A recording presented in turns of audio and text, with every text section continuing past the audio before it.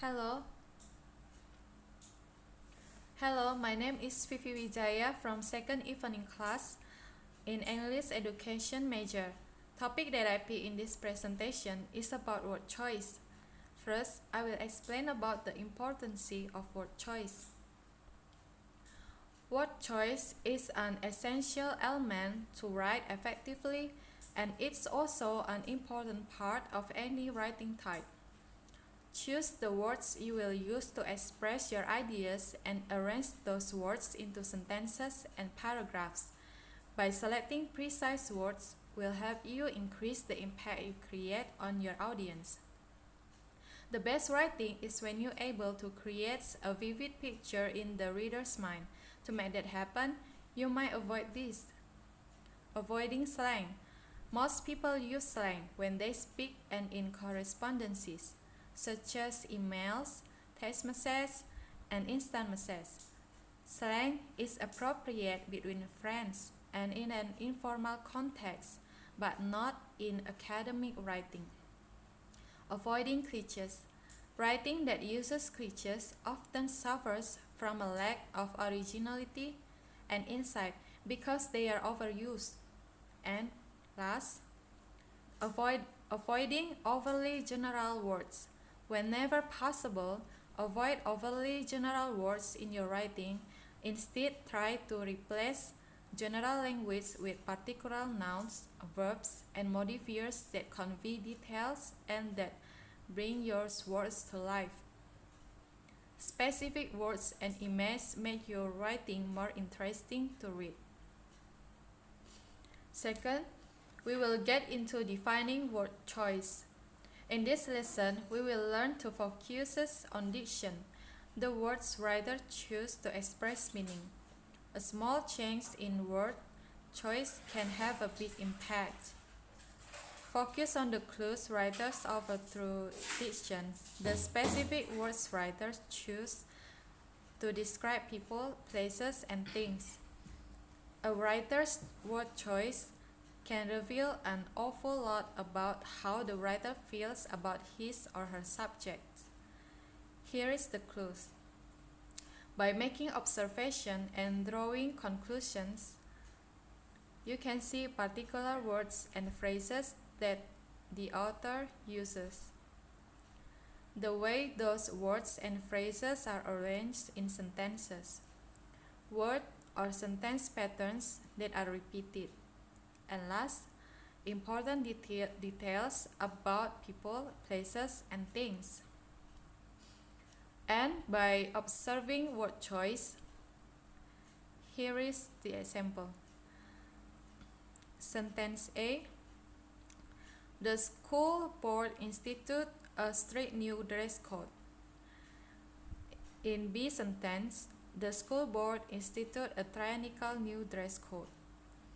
In these two sentences, strict and tyrannical show that the dress code is tough suggests very different levels of toughness. Tyrannical suggests that the policy is tough and unacceptable. And strict suggests that policy is tough but acceptable. So in these sentences not quite mean the same thing. Third, we will get into the donation and connotation. Denotation is the dictionary definition of a word. Words suggested or implied meaning. It's what the word makes you think or feel. Connotation, on the other hand, is the emotional or cultural meaning attached to a word. The connotation of a word can be positive, negative, or neutral. If you say for example, if you say your arm is thin, that means one thing. If you say she is slim, that means something a little bit different. Slim and thin have almost the same denotation. Slim is a very positive word. It suggested that your arm is healthy and fit. And thin, however, does not. Thin suggests that your aunt is a little bit too skinny for her health. 4. Reading between the lines. Paying attention to word choice is particularly important when the main idea of a passage isn't clear. For example, as a student, Jane usually completes her work on time and checks it carefully. She speaks French well and is learning to speak with less of an American accent. She has often been a big help to other students who are just beginning to learn the language. The specific observation to support this conclusion. First, the writer uses the word usually in the first sentence, means that Jane is good about meeting deadlines for work, but not great. She doesn't always hand in her work on time.